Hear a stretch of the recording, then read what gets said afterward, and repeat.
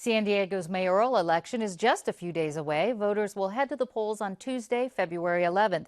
Here to talk about how the candidates differ on some of San Diego's biggest issues is candidate and city councilman David Alvararez. Good to see you again. Hi, good to see you too. Now, earlier this week, I talked with Kevin Faulkner about these issues, and we started with your support of a voter initiative on the mega infrastructure bond to pay for the estimated $2 to $3 billion needed for infrastructure repair. Your opponent opposes this bond. How would you like to see San Diegans pay for that bond? Well, first of all, there is no bond yet, so there's nothing to oppose. And, again, political rhetoric is not good in this discussion because this city has a huge infrastructure problem. And we don't know if it's $2 billion or closer to $3 billion. But it is multi-billion dollars, and it's going to cost a lot. So first and foremost, what I suggest and my proposal is that as our revenues continue to increase, so as we get more money into the city, that we start to set aside significant amounts of that money to pay for infrastructure investments. Secondly, we need to figure out how we can use things like new market tax credits.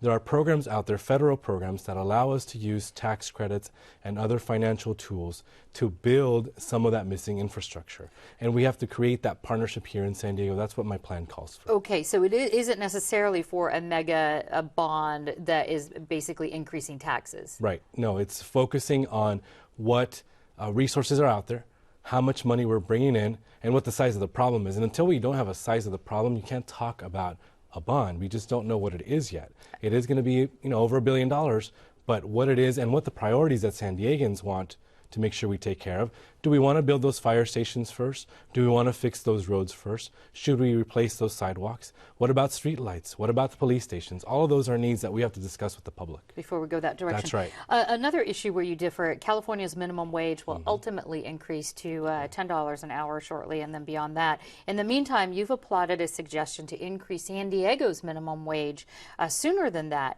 How much would you like to see the minimum wage here be, and when would you like to see that happen? Well, we're going to go to the voters this fall in November and ask them to support an increase in the minimum wage. And it's going to be more than $10 an hour. But what the final figure is also part of that discussion. I like to do things in a public, transparent manner. And we're going to have a discussion at City Hall about this. And we're going to move forward with a ballot initiative that has support. And so I think it's going to be more than 10. It's going to be probably in the magnitude of over $11 an hour, which is what a living wage is, according to our standards here at the city. What the final number, I don't know what it is, but it's going to be above that. Let me piggyback on this because I know your opponent says raising the minimum wage here could actually result in driving business away and less jobs. Do you think the increase could put San Diego retailers at a disadvantage because people will go elsewhere? No, absolutely not. This is more political rhetoric. The data, and using actual data and information that's available that's been published, says that raising the minimum wage has a net positive impact on the economy. There is no real data, no information anywhere that says that when you raise the minimum wage, that jobs get lost. And it's, again, part of the political rhetoric that the other side uses. Now, Kevin Faulkner's campaign regularly reminds voters of your union, strong union support backing you. Would those unions expect something from you, or are they saying they're going to expect something from you if you become mayor? No, absolutely not. Just like when they spent hundreds of thousands of dollars against me when I ran for city council. They didn't expect anything then.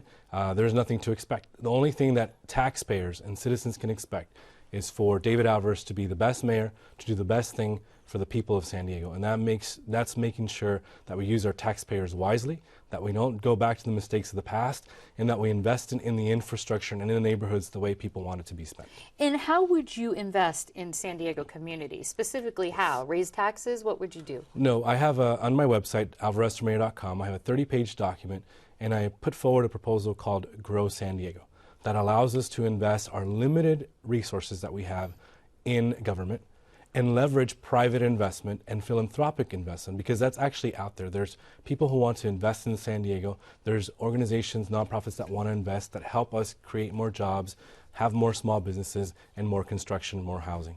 In one sentence, I'd like you to sum up what separates you from your opponents in this mayor's race. Well, this election is about the future of San Diego. I represent that future, a bold, progressive future that ensures that we have a strong middle class and that ensures that we have a healthy environment and that we have opportunities for everyone in the city. All right, Councilman and mayoral candidate David Alvarez, thank you. Thank you very much.